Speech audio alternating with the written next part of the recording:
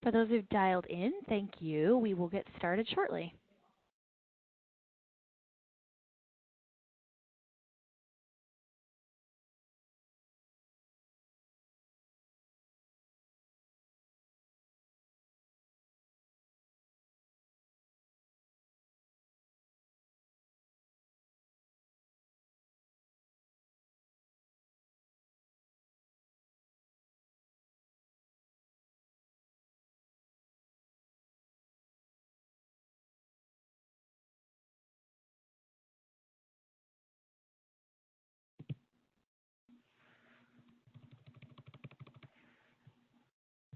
Thanks everybody who's joined so far. We'll give it a few more minutes and let a few more people join, and then we'll get started.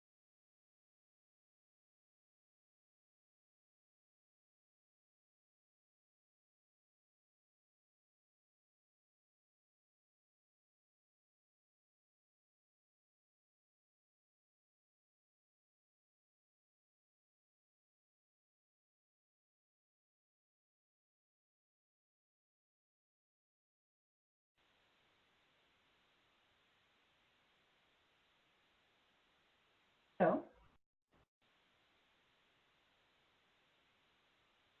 Hi everybody, thanks for joining. We're going to give it a few more minutes to let a few more people dial in, and then we'll get started.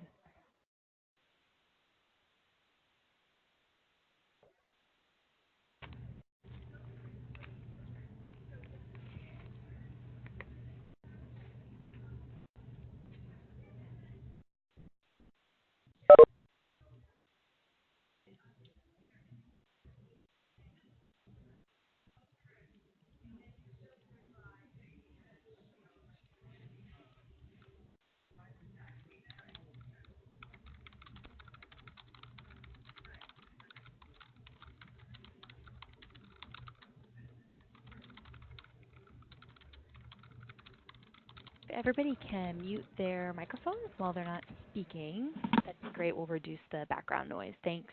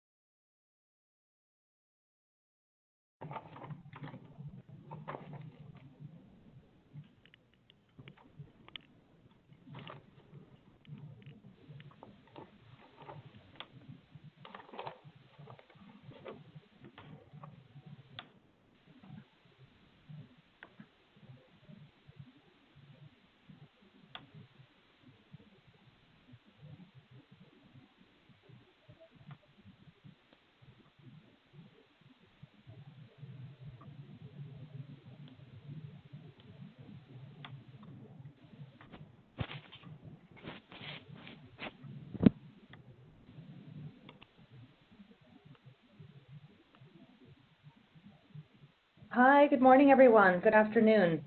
This is Ilse Mangailis. I just wanted to join the call today and say a quick hello, as there are so many familiar names and organizations on today's call, and to say a quick thanks and an intro. We're so pleased with the turnout for today's call. We had over 100 companies and organizations register, representing Fortune 100 multinationals, manufacturing leaders, and prominent nonprofits and foundations supporting global health. We're really in good company today. First, I just quickly wanted to thank Merck for Mothers. It's through our partnership with them that we could develop this resource and share it with you today. They, like many of you on the call, are committed to supporting women's health and well-being and to leveraging organizations' capabilities, brands, and spheres of influence and reach, including workplaces and supply chains. And as you'll hear today, there's tremendous power and potential for impact here. I'm now pleased to introduce and turn the call over to my colleague, Robin Russell, who's Deputy Director of the Universal Access Project at the UN Foundation. And I'm sorry, I should have said I'm the Senior Director of the Business Council for the UN, so I have a little bit of a business focus here. And again, just so pleased with the turnout. So as many of you know, Robin has, together with the organizations co-hosting today's webinar, she's been masterfully executing and building incredible momentum around this opportunity. And it really is an opportunity for business, for the global health community, and for women. So thanks again for joining us. And Robin, over to you. Great.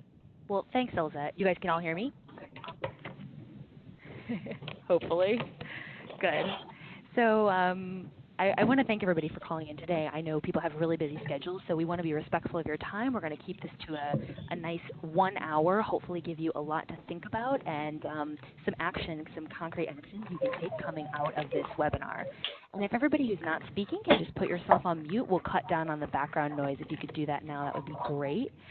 I want to give a special thanks to our webinar co-hosts, the UN Population Fund, UNFPA, the UN Global Compact, and the co-authors of the Business Guide, the Evidence Project, and BSR. And as Ilza shared, I'm Robin Russell from the Universal Access Project at the United Nations Foundation. And for those not familiar with the UN Foundation, we've been working on women's health and empowerment since our founding 20 years ago. But for us, it was really the passage of the Sustainable Development Goals in 2015 that served as a gut check moment and a moment of realization that we really cannot achieve the Sustainable Development Goals without the private sector.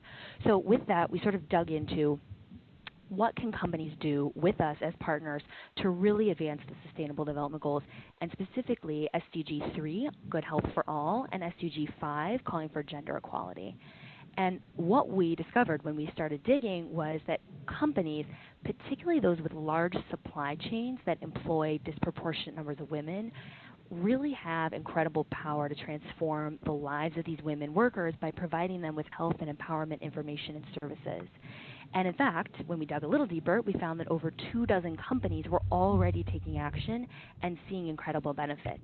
So we took all this exciting work, what was happening, appetite from companies to do more, and we decided to pull these findings and ideas into one unified resource for companies. And with that, we created the new guide, Private Sector Action for Women's Health and Empowerment. So we can go to the next slide. That brings us to today. It's a very quick overview of what we're going to do. I'm going to walk through the key parts of the business guide. There are 3, so I promise to make it quick. And then I really want to hand it over because we're going to hear from 2 incredible companies who are currently implementing awesome programs throughout their supply chains, an apparel company, Levi Strauss, and a food product company through their agriculture work, Twinings Tea. And then we'll hear from 2 NGO partners who are actually working with dozens of different companies, CARE and BSR, implementing women's health programs around the world. And at the end, this is really the meat of this webinar. We have 25 minutes for discussion, and this is where we really want to hear from you. This is meant to be interactive. We want you to ask questions of the speakers, and think through sort of what we can all do together going out of this. So with that, I want to talk about the first part of the business guide. Go to the next slide. Making the case. So I can assume the people who called into the call today, I'm getting a little bit of an echo. If somebody can just mute themselves, if you're not muted, go ahead and do that now. So I'm going to assume people who called in today are pretty well bought into the fact that women's health and empowerment is a critical piece of their work and an important thing to invest in. But we know you all work in big organizations, big companies, and often need to help make the case within your own organizations as to why these investments are important. So really that's what part 1 of the guide does. And where we landed was really on supply chains. As most people on this call know, many global supply chains from apparel to textiles to electronics to agriculture employ disproportionate numbers of women. So we're talking anywhere from 60 to 90% of workers in these supply chains are often women. 60 to 75 million people, 3/4 of whom are women, work in textiles, clothing, footwear sectors alone. And we know 1 billion women are going to enter the workforce over the next 2 decades, and 94% of those will be in emerging economies. Now, these women are often moving from rural to urban areas, these jobs may be their first formal employment, and they often may lack access to basic healthcare services that they need, not just to be healthy, but also to be productive workers. And again, this is common sense. We see it in our own lives, right? Something as simple as access to contraception is key for women to not only be healthy, but to plan their families and plan their careers. Things like sanitary pads, nutrition information, prenatal care, these are healthcare issues, but they're really also about economic empowerment and broader empowerment overall. So companies with supply chains that employ a lot of women really have an incredible opportunity to impact their lives. And the great news is it's not just the right thing to do, right? Helps us to achieve the sustainable development goals, but it's actually also the smart thing to do. So if we can go to the next slide, there are two main pieces of this return on investment argument. One is the health returns. So we're already seeing companies, and we're going to hear from some of them today, Marks and Spencer, Jabil, Li and Fung, Ann Inc., Gap, a whole host of companies are implementing workplace women's health programs, specifically the Her Health program run by BSR, and actually that's what we have up here, and they've seen incredible returns. 32%, the Her project has seen 32% expansion in adoption of voluntary family planning, 26% increase in improved diet, 41% increase in maternal health and child care knowledge. So really exciting returns in terms of improved health and empowerment. And I'm just going to say one more reminder, if you're not muted, if you can mute, we're hearing some background noise, somebody maybe on a cell phone. If you can just mute yourself, that'd be great. Thank you. But not just in terms of improved health and empowerment, we're also seeing, and companies that are doing this are also seeing business returns. So these programs tend to pay for themselves. I won't throw too many stats at you, but a USAID-supported study of workplace health services in garment factories in Bangladesh found that on-site health services, including general health, prenatal care, digestive health, and voluntary reproductive health and family planning, resulted in an 18% decline in absenteeism, a 43% decrease in staff turnover, indicating an overall ROI of 3 to 1. And the one other return piece related to business is really this increase in consumer demand for ethically made products. Again, as supply chains become increasingly transparent and the lives of workers are more and more known to consumers around the world, we're seeing demand from consumers and actually a willingness to pay more for products that are ethically made. So these programs that empower women in supply chains are a really exciting opportunity to improve people's lives and also see business returns. And that's the key part that the guide outlines. So we'll move on to the actions. This is the second big piece of the guide. We can go to the next slide. I won't go through all 8 actions here. I encourage everybody to go to the microsite, privatesectoractionforwomenshealth.com, and check out the full guide. I'll just walk through 3 quickly here. And again, these actions range from sort of, this is the very first thing you're ever doing, to maybe you're already running a program and you want to take it to the next level.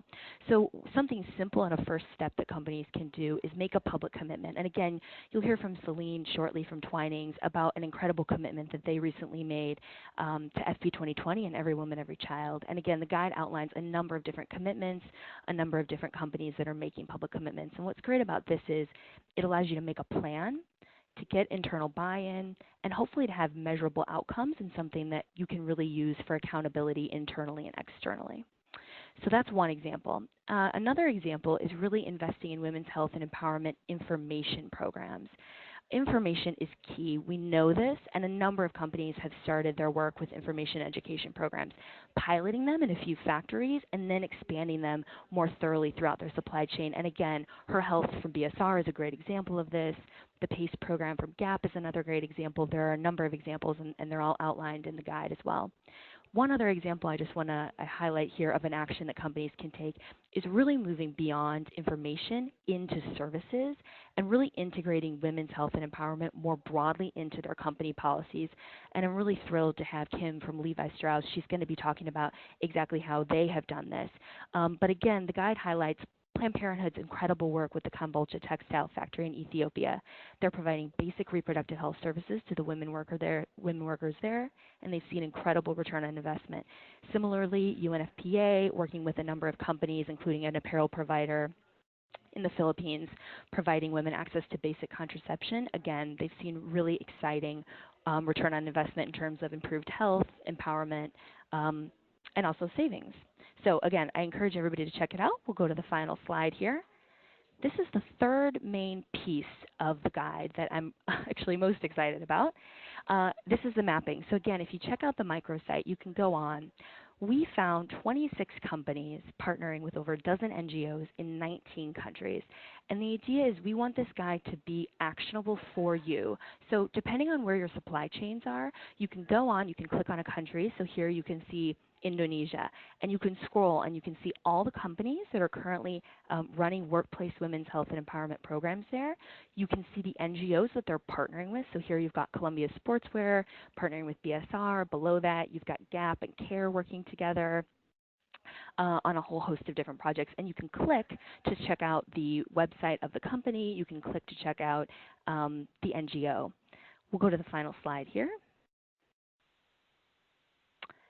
Again, I think one of the main takeaways that we found putting this guide together is that companies are not alone. There are a whole host of other companies working in this space, and there are also a whole host of NGO partners and others who are ready to step up and help companies take either that first step or that middle step or that last step and really take action and move from sort of rhetoric to reality. These are some of the partners, again. All of these organizations are listed in the guide with the contact information. So we want you to take action, and if you see a program that looks interesting or you want to find out more, you can connect directly with the NGOs. And we really want to move this work from marginal to mainstream. So I'll pause there. I hope this has given you guys lots of food for thought, and we'll have some good questions. But with that, I'm really delighted to hand it over to Celine Gillard, who is the head of social impact at Twinings, to talk about what Twinings is doing and the incredible work that they're leading. So with that, Celine, I'll hand it to you. Thank you very much, Robin, and good afternoon or good morning, everyone. If you can just move to my first slide. Thank you so much. So Twinings, as most of you probably know, we are an international tea company. We buy tea, so we don't own any tea garden, but we buy tea from different garden, carefully selected tea gardens throughout the world. And at Twinings, we have our Sourced with Care program, which aims to improve the quality of life of community we source from. And this is really embedded in our philosophy and the way we do business.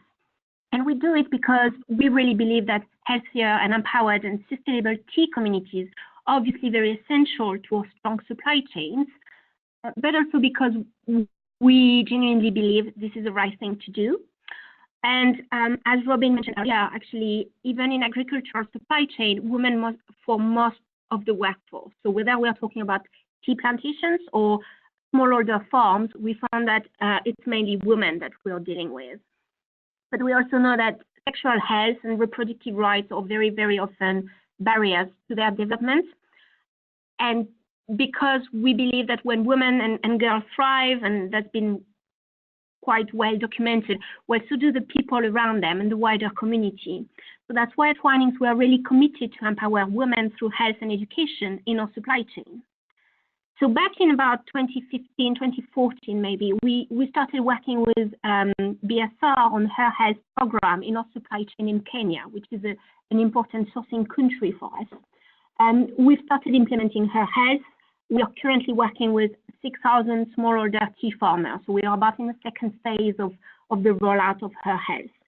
And for those of you that don't know, I assume lots of you know, but basically Her Health will cover reproductive health, family planning, sexual transmitted infection, menstrual hygiene, nutrition, as well as pre and postnatal care. So really like kind of women health related topic, but nonetheless very much livelihood related as well.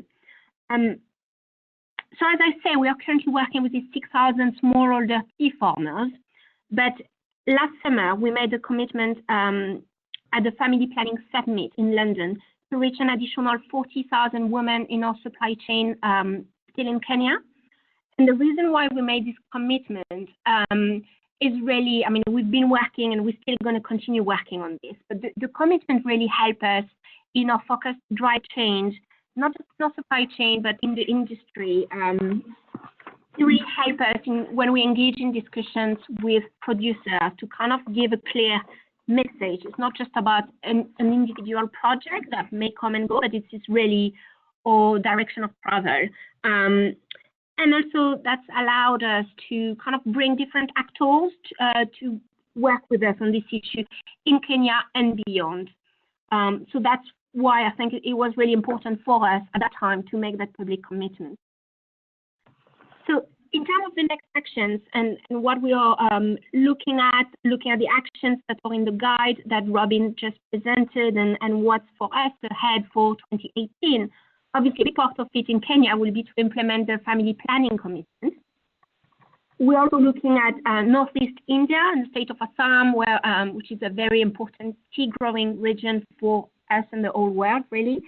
And there we are expanding maternal health services to women on tea plantations. So basically, we've been having a program with adolescent girls who live on tea plantations for the last 5 to 6 years.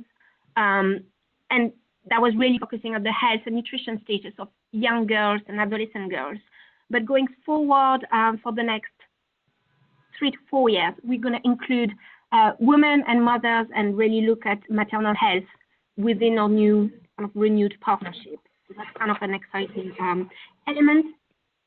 We're also going to carry on the discussion with all our producers on kind of the piece on investing on women's health and empowerment within that kind of day-to-day activity, and the example of a commitment in Kenya is really key for that. And in addition, what I just wanted to add was that we're also looking at integrating gender throughout our code of conduct for all our suppliers, not just tea, and also doing some internal awareness within our global business. We can just move to the next slide now, please. So then I just wanted to take you to a kind of a concrete example. So this is Irene. She is one of the tea pluckers in one of the plantations in Kenya when we started back in 2015. She's a mother of three children, and she told us that she was really kind of struggling. The fact that she had 3 children, one after the other, was really affecting her health, leading to low productivity and therefore putting quite a bit of burden on her family. She was one of the peer health educators as part of her health, and she really it changed her life. So she's now found jointly agreed a family planning method together with her husband. She's living happily with her husband, but on top of that, her productivity has increased by about 25%, and therefore she's getting a better income. So this is really illustrating that, yes, it's helping women's health, but actually it's going beyond that. And I just wanted to finish on mentioning some of the returns that we've been seeing of our program for the last 2 to 3 years in Kenya now. The one that we already mentioned today was about reduced absenteeism, because ladies or women are less sick or more comfortable, and therefore they're less absent. But as a result of that, there is an improved income for themselves and the family, which is really, really key, whether we're talking for workers or for smallholder farmers. We're seeing better worker and employers relations, which is key when we're trying to convince new sites to take on this project. We are seeing an increasing use of the farm clinics. So that's not saying that people are more sick, it just means that they are going more for checkups and so on. Increasing self-esteem, confidence to discuss like health issues, including with management. And also, which I found quite important, was that management was perceiving men and women as equally valuable assets. And that was one of the outcome of the training of the Her Health project. So it's really changing mindset. So it's really beyond women's health, but it's looking at like the business returns, the livelihood income for the individual, and kind of the change of mindset. I'm going to leave it to here. I hope it kind of give you a taste of the kind of work we are doing and the result and the impact we've been seeing. Celine, thank you so much for that. It's really exciting work, and it's giving us, I'm sure, a lot to think about. With this, I'm really excited to hand it over to Kim Almeida, Senior Program Manager at the Levi Strauss Foundation, to hear more about the awesome work that you all are doing there. So with that, I'll give it to you, Kim. Great. Thank you, Robin, and good morning or good afternoon, everyone. It's good to good to hear from others that are investing in this work and doing it. I've been working at Levi's for about 5 years and really committed to just improving the lives of people working in supply chains globally. And as Robin already pointed out, we know that most of these folks in supply chains are women. So to me, it's just a natural fit to really think about gender equality as the direct through line to when we think about worker well-being, at least in our company, it's really thinking about women's health and specifically women's well-being. So just to give you a brief overview of what we're doing at Levi Strauss & Company. Levi Strauss & Company is a fairly old company. We're over 150 years old, based in San Francisco and California. And for the past over 60 years, close to 70 years, we've had a corporate foundation that I sit in that's really focused, one of our giving areas is really looking to improve the lives of people making our products. So we had a lot of experience of investing in factory-based women's empowerment programs. And we also had a rich history as a company of being the first company to have a code of conduct for its global supply chain back in 1991. And I think the combination of the foundation investing in worker programs and the company's rich history as being a pioneer in sort of the social compliance space, made us pause about 5 years ago and really question what more we could be doing to improve the lives of people in our supply chain. And that led us to an initiative called Worker Wellbeing. And it's really, it's actually quite simple when you think about it. It's built on the premise of what's good for workers is also good for business. So the idea that if you invest in your people and you invest in their well-being, they're going to thrive as employees. And the evidence shows that happy, healthy, and engaged workers are also more productive, and thus your business will improve. So this idea of good for workers, good for business, at some level is the foundation for worker well-being and what we're trying to do. Now, worker well-being, it's not a curriculum. It's not, we don't have a cookie cutter approach. Rather, we partner with our vendors and ask them to put vendors at the center and to really start investing in them in new ways. We ask them to, first of all, listen to their workers and do worker needs surveys to understand what workers need and to not make assumptions about what those needs are. So a lot of times that's when we start to see information related to women's health surface in initial worker needs surveys. Then we ask vendors to respond to those needs with high impact programs. And these can be programs around women's health. It can be programs around financial security. It really depends on what the local needs are. And then the expectation with vendors is that these programs and this approach starts to get embedded in their management systems, because we realize that really the sustainability of these programs is only going to be ensured if they start thinking about this as being part of their core business. So really it's about good HR policies and practices. And the Evidence Project, which Robin mentioned earlier, has really helped us think through, how you can start to embed, worker health and women's health specifically into factory management systems in a way that represents a win-win for workers and for business. And then the last sort of criteria that we have for worker well-being is that we ask vendors to measure the impact of these programs. We want them to really see the value not only for workers, but for them as a business. So when I looked at when Robin approached me with the guide, we said, absolutely, we want to contribute to this creative thinking, this space of brands coming together to discuss these important topics. And I think for us, we were never, we didn't go in and intentionally focus only on women. Rather, we said if we look at worker well-being holistically in our supply chain, we realized that one of the biggest ways to actually improve well-being is to focus specifically on women. So we certainly embedded, women's health and just in general, women's human rights within the worker well-being approach. And we also have made, very public commitments around worker well-being. And I think this is what I would, at this point, I'm most proud of, is that we're saying that by 2020, we want 80% of our product volume to come from factories and facilities that embrace worker well-being. To date, and we were just actually looking at the numbers last week, right now we're hovering around 60% of our product volume is coming from facilities that embrace this approach. And we're reaching about 160,000 workers in over 70 factories around the world. And we're working in over 12 countries at this point. So far, our scaling efforts have really been successful. I think we're, in getting to, looking at how we're scaling and the sustainability of this.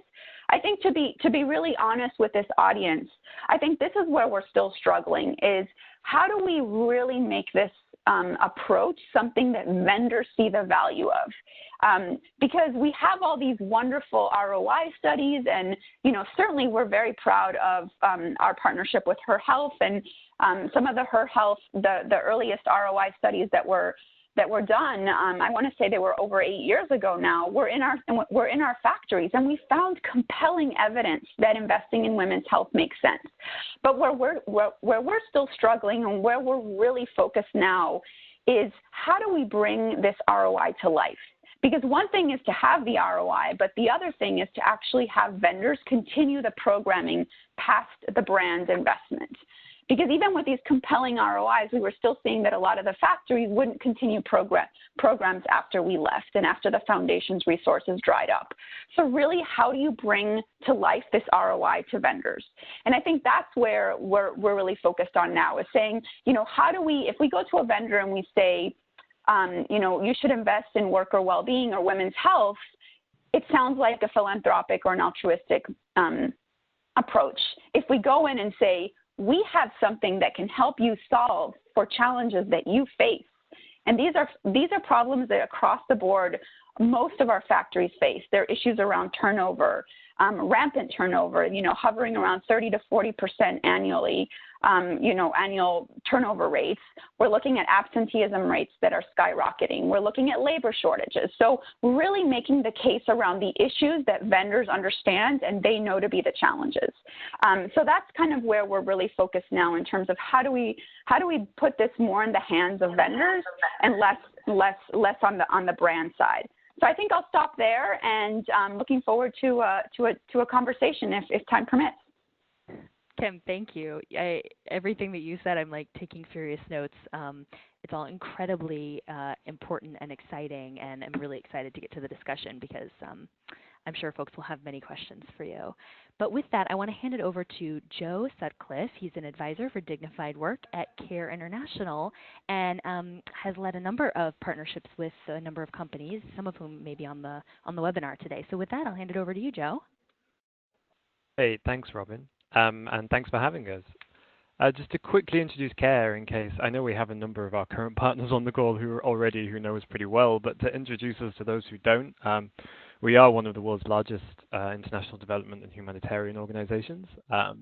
We have a global program strategy at the moment. Perhaps the two most relevant areas for this conversation are a commitment to promoting sexual, reproductive, and maternal health rights for 100 million women, and economic empowerment for 30 million women by 2020. Now, CARE has a long history of engaging with the private sector, particularly in global supply chains. Some of the key industries we've worked in include garments, tea, hospitality, cocoa, and a number of others. Actually, quite a number of those projects are mentioned in the new UN Foundation report, so I'm not going to dig into the specifics of each project because we could be here forever, but please do take a look. And some of our, key partners in this area have been Walmart, Gap, Levi Strauss, believe it or not, and GSK and M&S. Now, I've done a quick little analysis, and I think that overall projects focusing specifically on improving health outcomes for women working in supply chains have reached approximately 150,000 workers to date, and that's not including the in-community work that we tend to do alongside workplace programming. So like I said, instead of focusing purely on giving you some examples of the programming, I thought it'd be better off looking at some of the lessons learned from the projects that we've delivered so far, and then pulling out some specific examples around those. So perhaps the first is that it's important to think about promoting healthcare system strengthening. So workplace, awareness raising within the workplace on health and trying to improve the provision of services within individual workplaces is definitely part of the struggle, and it's part of what needs to happen. But it's vital that that gets linked to broader community-based provision, to provision from other actors, whether it's civil society or the state. Because then you're moving towards a position of universal access and rationalizing the service, rather than having lots of slightly isolated initiatives happening in separate workplaces. So to give you an example of how this works in practice, CARE has implemented the HALO program in Bangladesh in partnership with GSK and Marks and Spencers. In 2 factories it was piloted. Now, the project enabled better access to health services for about, I think it was 7,700 garment workers, and it includes training for 200 health champions to act as peer educators to disseminate awareness-raising activities and strengthening the services being offered to in-factory clinics. But perhaps some of the biggest outcomes we actually see from that project is that through connecting with the government of Bangladesh and the health services that they're providing, we were able to get over 2,000 couples access to free family planning services that was being provided through a scheme from the Bangladeshi government. And the way they were registering people onto that scheme meant that workers would never have been able to access it because they tended to go around and register people during the day when they were all at work. And another example from the same project is establishing community support systems. So this is how you disseminate awareness-raising activities in communities where workers live. But you also work to help those communities themselves to identify and take action on what they think the priority issues are that they face. And this can include mapping of health service providers, government and other NGOs, but then dialogue between people and the service providers themselves, so that they can talk about what exactly is it that they need and what form of health service provision is going to be most useful to fulfill those needs. And as a result of that, we now have 4 satellite clinics operating in those communities from health service providers that are not CARE, or they're NGO providers and the government. And that happening weekly in evenings and on weekends at times when workers can actually access them. And then very briefly on kind of the return on investment point, that project, I believe, shows an increase in efficiency of about 5 to 15% in the 2 factories, and is now being scaled after the pilot phase to a further 15 factories in partnership with GSK and M&S. So that's the kind of the first major point. I'm going to reorder these I've got on the slide slightly and go straight to the third one, which is around engaging men and boys. So raising awareness of health rights and access to health services directly to women workers is important, but equally establishing the enabling environment is also important. And that requires engaging men and boys both in the factory and in communities on challenging some of those harmful gender norms.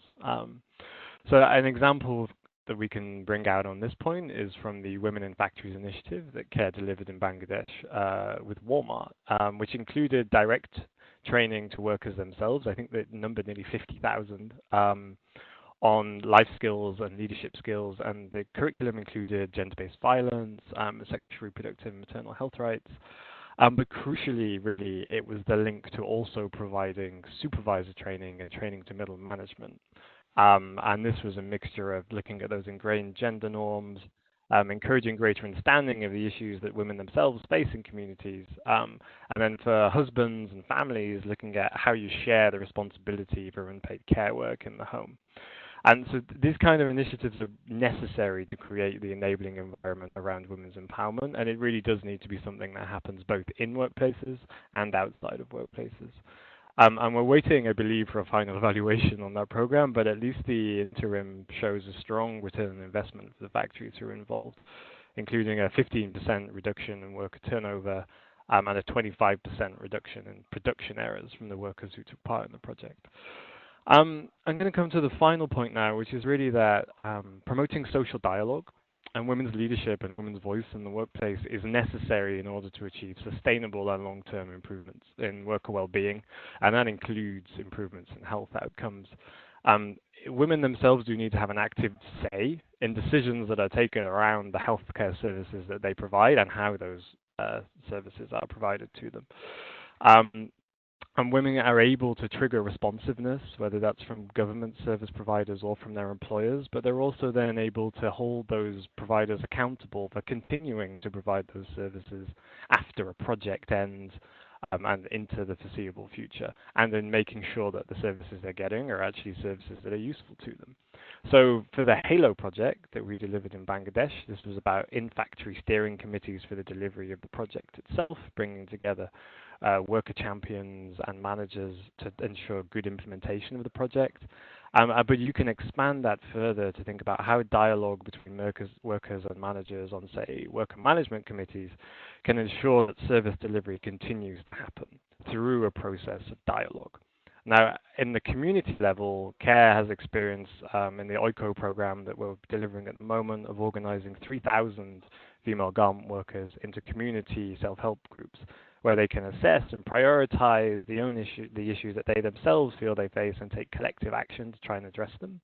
And perhaps one of the best, the most significant outcomes we can see coming from that is that workers have mapped the health service providers in their own communities and have built relationships and dialogue with those service providers. And so again, now we're seeing service providers actually providing clinics after work and on weekends, which weren't there before because that dialogue has taken place.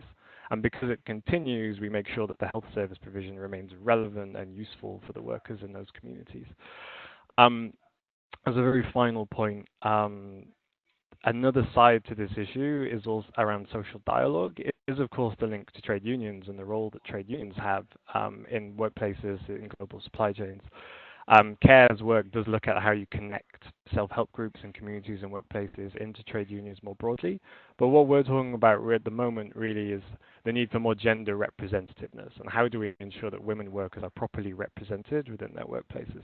And generally when you have better representativeness and it's women themselves who are actually engaging in dialogue and negotiating with their employers, outcomes and collective bargaining agreements tend to be much more gender responsive than if they weren't involved. And often that includes issues such as tackling sexual harassment and gender-based violence.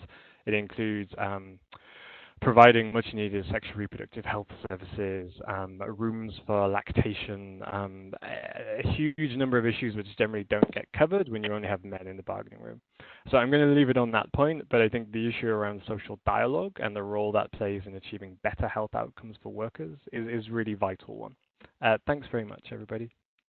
Thanks, Joe. Really exciting, and I think you make a number of really important points about not just doing sort of one-off pilots, but really thinking about system-wide change. So looking forward to discussing that more. Last but absolutely not least, it's my pleasure to introduce Christine Savaret, the director of her project at BSR, to share some of the very exciting work that you all are leading there. Thanks, Christine. Thank you, Robin, and hello, everyone. It's great to be on this call, and it's particularly great to be coming on when Celine and others have kindly introduced us as her project. But I will just say just a tiny bit, so that I can see on the participant list how many of our partners and participants are part of this call. But for those of you who haven't heard about us, I will just say a little bit about who we are. We are a collaborative initiative that brings together global brands and their suppliers together with local NGOs to empower women workers in global supply chains, particularly focused on workplace programs, on health, financial inclusions, and gender equality, gender-based violence. And I think the important issue around this is that the reason we bring so many companies together is that women's health is a bigger issue than any one organization can tackle. And there really is, and what is really important about her project is creating a space for exchanging and sharing lessons between all of the different companies that we bring together. We've been at this for the last 10 years, and one of the things that I often hear about the contributions of business to these bigger societal matters is that the attention span of business is very limited and very short. But I think we absolutely proved that for the last 10 years, women's health has been central to her project, and that is absolutely looking to continue in the foreseeable future. We started with health in China 10 years ago, and it remains absolutely foundational. It is foundational both because we hear from the women we work with, but also from the factory and farm managers that women's health is important. The business case is clear to them. I think Kim has kindly talked about some of the ROI studies that we've been involved in, but we've just had it reiterated in something the Evidence Project just did for us in Bangladesh, where managers observe both the health returns on knowledge, awareness and behavior, but also a very positive correlation on absenteeism and productivity. And so that, I think, is really important in that kind of continued involvement. But it's also foundational for us because without women's health, we don't think that the economic empowerment of workers is possible. So like others, we do a number of different things. We have done an awful lot of training and information sharing, but also, which complements a little bit about some of the things that Kim talked about in terms of embedding things within suppliers for us, whether they are farms or factories. We work at improving the workplace systems, which is a combination of improving management practices and some quite basic improvement on clinics as a kind of first health point that isn't always working as well as it could be. The third area, which is really an area I'm hoping for all of us to spend some time on, which we think we want to significantly improve, is the wider system. So what we often find is that although the workplaces are very well connected to global supply chains in many ways, they often are disconnected, and so are the areas where the women live from national health systems in the countries where we work. I think what is absolutely essential for us as well at her project is we firmly see workplaces as a space for change, and I should probably add, as we see it as kind of huge potential for positive change. Do you want to move the slide along, please? And then I'm aware of time, Robin, and you want to make sure we've got time for questions. I should just then focus very quickly on some of our lessons, and a lot of those are very complementary to what others have said. The access to comprehensive health information, knowledge, service and products for women is important. In addition to that, I would say that the most important outcome of her health is women taking responsibility for their own health. For many of the workers we engage with, prioritizing yourself is not something that often happens, but what we often hear at the end is people saying, my health is important, I will be investing in my health. And I think that is really critical. Just wanting to add to what Joe said about being better at including men in the conversation.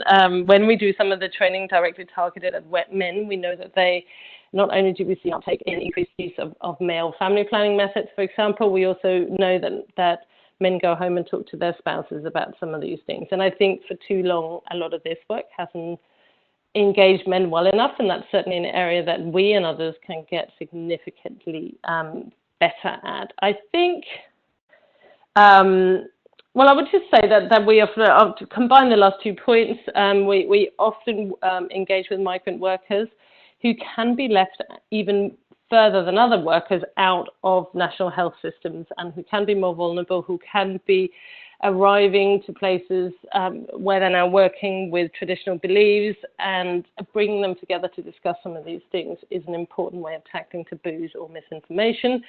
But also, yes, a very specific outreach to migrant workers being important.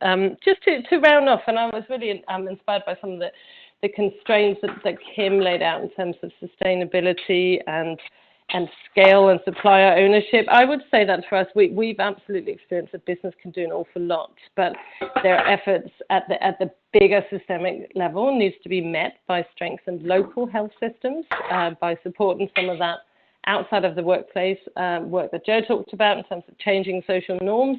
But we also, I would say the last message we have from women workers is lowering financial barriers to good quality health services and products. And I'll leave it at that. That was the quickest I could do, Robin. But hopefully we can have a bit of a conversation now. Yeah, good. Well, let's go to the next slide because we have some questions we'd love to just use to jumpstart the conversation. And actually, for the very first one, anybody who's called in, are you taking any of the 8 actions outlined in the brief? I know UNFPA is on the call, and they've worked with several companies in the Philippines to take several actions from making public commitments to implementing workplace programs. If you guys wanted to get us started. And again, we're going to ask everyone to keep your remarks and your questions and comments very brief because we have about 10 minutes left for what I think will be a robust discussion. Thank you. Okay. Can you hear me, Robin? Yes. Yes. Okay. Yeah. Well, I'll be very quick. But first of all, let me thank you, Robin, and the other sharers for the very insightful, very informative presentation and forum. This is something that we really value very much because we are a relatively new player in the workplace business and family planning. We just implemented our business action for family planning with UNF barely 2 years ago. And we're very happy that we've done some progress in what we've done. And in fact, in the guide that UNF prepared, 2 of the companies that are mentioned there, particularly Card MRI and NST Global, are our partners in the Philippines. And these 2 companies have also made their pledges for recent FP 2020. Just to very quickly mention, Card MRI made a commitment at the London Summit to reach out to 4 million women in the next 3.5 years up to 2020, and to spend $2.1 million of their own money to be able to do that. So we were able to successfully leverage our legal resources in the project for Card MRI to do something about their organization and do it their own way, do it using their own resources. The other company, NST, made a commitment to reach out to all 4,000 employees of the company through family planning information and services.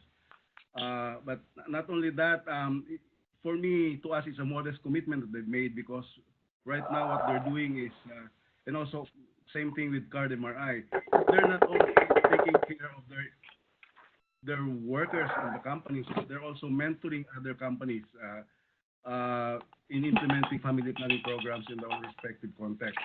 For example, I'm sorry to interrupt. If you're not speaking, if you can mute your phone, there's some background noise. Please go ahead. Yeah. Okay. They're now mentoring 2 other companies in their own organization, and Card is also mentoring one other microfinance organization in the country. We're very excited about Card, for example, because the reach of Card MRI is so vast, so massive. They have a membership of 4.8 million members all over the country, most of them women, and a large majority of them are from the poor sectors of society. And if we are able to support them with their work in advancing family planning, it will really help a lot in terms of making good the commitment of the private sector and contributing to the national goal of improving reproductive situation of the country. Just 2 things very quickly. On the issue of ownership, one thing that we require company before they come in is for them to have ownership of the project is really for them to come up with their own company policies and for senior management to sign off on this policy. And because of the company policy, there is some sense of an obligation or commitment on the part of the company to really make sure that the project really is implemented. The other point that I'd like to raise is on sustainability. Of course, Card MRI and NST have their own clinics, have their own drugstores or pharmacies, but we know that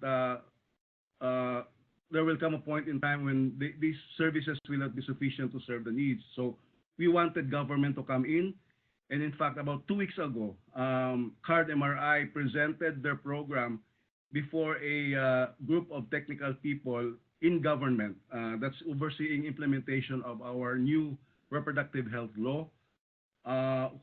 This national implementation team, as they call it, as we call it, is actually overseeing implementation of the law through their service delivery networks. And we're trying to introduce CARD MRI and our other partner organizations in their service delivery networks so that provision of family planning services will be made more readily available at the level of the communities and the workplaces. And finally, I'd like to mention that aside from CARD MRI and NST Global, we're now on wave 2 of our project, and we're now looking at new companies into the bringing into the fold, and currently we have a list of 10 new companies that are very interested to be on board. And they come from different sectors. There are companies that are in the hotel industry. There are companies that are male dominated, and there are companies also that are in the workplace in the semiconductors. So it's something that we're very much excited about, and we hope to be able to share our experiences to you, especially in this wave 2 in the next few fora. Thank you very much, Robin. Great. Thanks for that, Vic. Yeah.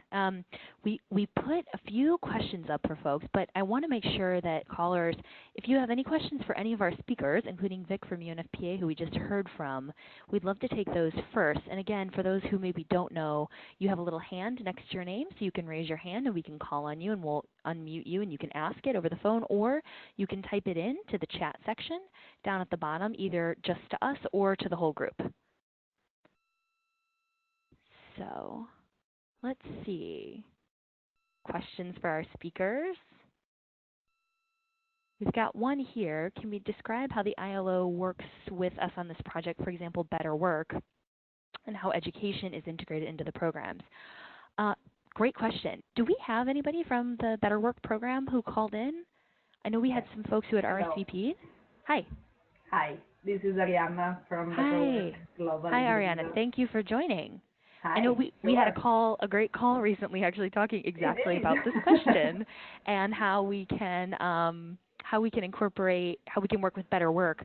I know a number of the companies on the call work with Better Work and the ILO, so we're actually in talks right now about how to better incorporate women's health and specifically reproductive health into the programs. But welcome your thoughts on how we may be able to leverage the existing Better Work network to reach companies that you all are already working with to make sure women's health is integrated?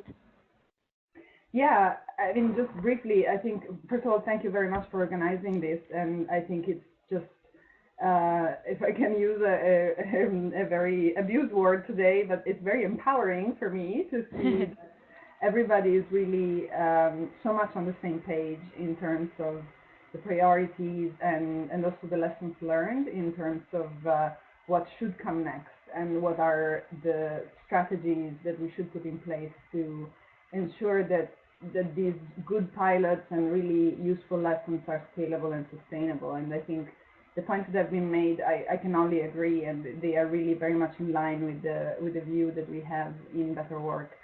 And as we have discussed separately with many of you on the call, our approach has really always been focusing at the workplace and focusing on promoting workers' rights and at the same time promoting competitiveness in the garment industry. And it's really out of the results of this large impact evaluation that we've done that it has become really crystal clear that we can achieve so much more by being very deliberate and very explicit about promoting women's economic empowerment and ensuring that gender equality is protected and promoted. So, of course, a big part of this is women's health. And I think all that has been discussed today really feeds very well into our strategy on these issues going forward. What we bring to the table, as we are not health experts, is really a convening power that the ILO in itself has, and that work has even strengthened in a way because of our work in the global supply chain and working with companies like many that are on the call today. So having not only a tripartite approach, but even a larger group of stakeholders that are all that all have an interest and a stake in improving conditions and well-being, and at the same time advancing business outcomes, because it's a win-win Great situation. So yeah. I Thank think, you for that. yeah, I will just stop here and say that I really look forward to working with all of you on strategies and ways to build synergies. Thank you for that, and we agree. And I think this is exactly to Joe's point and a number of the other points here, that the health community and the labor community, we really want to join forces and make sure that we have a united front when we go to companies and we say these are the standards or the certifications we'd like you to meet. It's not just about wages; it's also about broader empowerment and access to health care. I don't know if Aisha is still on the call. From Eileen Fisher. We had a good conversation recently. I'm looking to see if she's still on. She had a few really great questions as a company that was looking to get started in this. Aisha, I don't know if you would want to chime in at all. You were sort of chatting about how to get started as somebody who hadn't yet implemented programs like this, and about thinking through other companies who are farther along in implementation. If you want to chime in. If not, we can go to someone else. But I thought you asked a lot of really good questions when we spoke the other day. Going once, going twice. She may not be able to get off mute. No problem.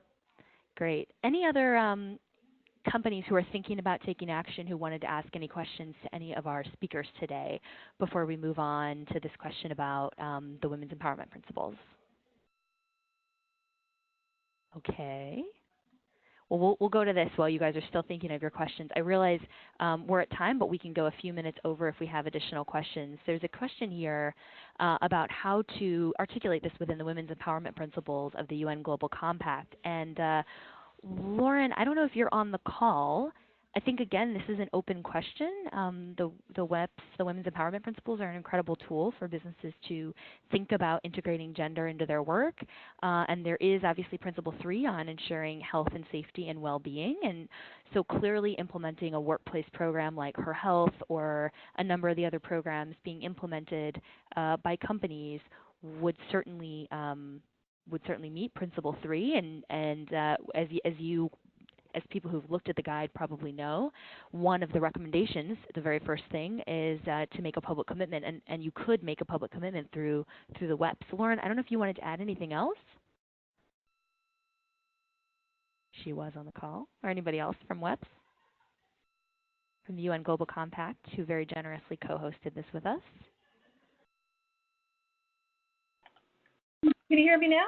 Yeah, we can hear you. Oh, great. Yeah, no, Robin, thanks so much. And I think what you said is exactly right. I mean, the WEPs provide a great framework for companies to engage on gender equality more broadly. And, as you mentioned, there is the CEO statement of support for the Women's Empowerment Principles, and grateful to the guide for flagging the opportunity for companies to sign. But it is true that companies often looked for further guidance on what to do across the principles, and Principle 3 does focus on health, and this guide now provides further guidance on what that means and further elaboration. So we'll be actively promoting this to companies in the Global Compact and to WEP signatories. And I think actually one thing I would point out is the strength of the return on investment piece that's in this guide, because often there's real buy-in from companies in terms of the economic case and the business case for women's empowerment and gender equality. But having more detailed, return on investment information for specific actions that companies can take, I think is really valuable. So love the work that her project is doing and some of the other work that's flagged in this guidance. So hats off to the authors, and congratulations, and very happy to be part of this webinar to promote the work. Thank you. Great. Thank you for that. I'm cognizant of time. I want to go to the last slide here, and I want to actually ask a question to our speakers. So, Diane, if we can go to the last slide. Let's see if we can pull it up here. So I just want, before everybody gets off here, because I'm cognizant of time, what next? If you haven't seen it, please do check out the site. The guide is on it. Take a look. It's meant to be really user-friendly. If you have questions or you want to explore next steps, I think you know where to find us, but here's my email. Please feel free to send me a private, separate email, and we can have a follow-up discussion. We can connect you with any of the speakers from today. I think the last question I would just love to ask to our panelists is, if I'm a company, I'm on this call, and I want to take my very first action, sort of what do you recommend as the very first thing? You know, we get off the webinar, we go about our lives. What's something, one thing that you, the speakers who joined today, people who want to get started can do? Maybe we'll start with you, Celine. We'll make this the rapid round. Yeah, okay. So quick one. I think for me, if you haven't done anything, I think the best one would be to go and talk to an organization such as DSR or CARE, because then they can kind of point you in the right direction for programs. But then also engaging at the same time with suppliers on this very important issue. I'll leave it. Great. Thanks. Kim, to you? Sure. So I would definitely concur with Celine. Look to others that are already doing this work. Learn from good practices and experiences, both the good and the bad. People can tell you what works. And then I would actually just push back and say that they're probably looking at what's hiding in plain sight. You know, a lot of times this doesn't require an expensive program, but even just starting to disaggregate, you know, one of the most important things that I did was to start looking at the data that we already had and to disaggregate it by gender. So looking at information that our vendors already had on like absenteeism rates, for example, and just saying, have you ever actually just looked at the women-specific information and seeing what the trends are there? So kind of just looking at what's hiding in plain sight would be one of my recommended first steps. Great. And we'll just kick it over to Joe. Well, I think it would be similar to what's already been said. I'd say that the first step, whenever you're thinking about designing interventions in supply chain, should always be a relatively comprehensive human rights due diligence process, which should involve dialogue with partners like civil society, with trade unions, with the suppliers in your own supply chain to try and identify where the highest and most salient human rights risks are in the supply chain, so you can focus your attentions there. And then, yeah, dialogue when building your programs always makes sense. But I'd also say try and make sure that whatever you're launching brings additionality to what already exists. I think there's a real a lot of people like to launch new pilots and put their own stamp on it and say this is our thing. But actually, in terms of what makes better outcomes for workers, it's about bringing additionality to the efforts of other people. Working with existing programs. Yeah, exactly. Great. And I'll just make one quick plug because I think the mapping on the microsite, I hope, is a useful tool.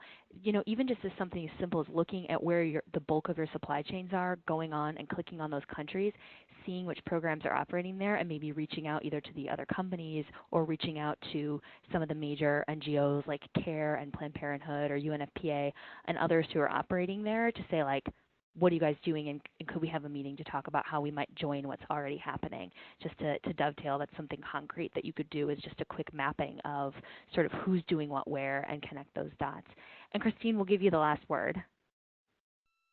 Thank you. I would say, in addition to what others have said, which is all really good recommendations, I think don't think you have to solve it all on your own. You will probably find that you share supply chains with a lot of other parties who may already be active, see where you can partner up with others. And the last thing would probably be to make sure that you make the business case one that works for your company. Everyone has different priorities as a company, and I think making sure you put together a commitment that you can be behind for a long time, but at the same time recognizing that the efforts that you start out with are unlikely to be, exactly the same as the efforts you will be experiencing 5 years down the line. So yeah, be prepared to have an open view and to be going on a journey where you're going to be learning quite a lot as well about both yourself and your supply chain. perfect way to end. A journey of learning. Well, I hope that's what today was for everybody. Thank you guys so much for taking the time to call in. You know where to find us. This is Robin Russell with the UN Foundation. Big thanks from all of us at the UN Foundation and all of our co-hosts on the webinar today. Again, this was recorded, so we'll be sending this out and sharing it. Hopefully, if you or some of your colleagues weren't able to join, you can share it around, and we'll be in touch. Thanks all. Have a great day. Thanks very much. Bye-bye. Thank you. Bye.